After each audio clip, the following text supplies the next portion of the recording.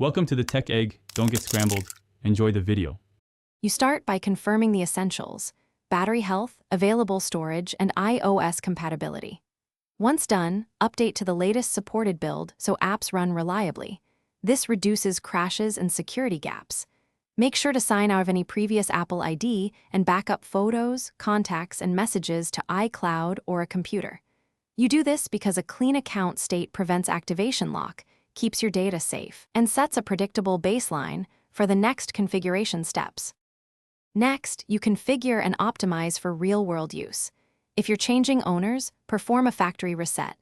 If keeping the device, restore only the data and apps you need to avoid bloat. Once restored, disable background app refresh and reduce motion to extend battery life and improve responsiveness. Install lightweight versions of key apps and decide whether to rely on 4G or Wi-Fi for data-heavy tasks. These choices prioritize speed and battery over unnecessary features on older hardware. Finally, you validate hardware and finish personalization.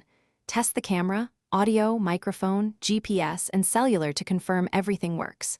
If battery life is poor, enable low power mode and consider replacing the battery for long-term usability.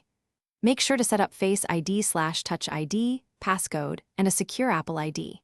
If apps crash or connectivity fails, reset network settings first.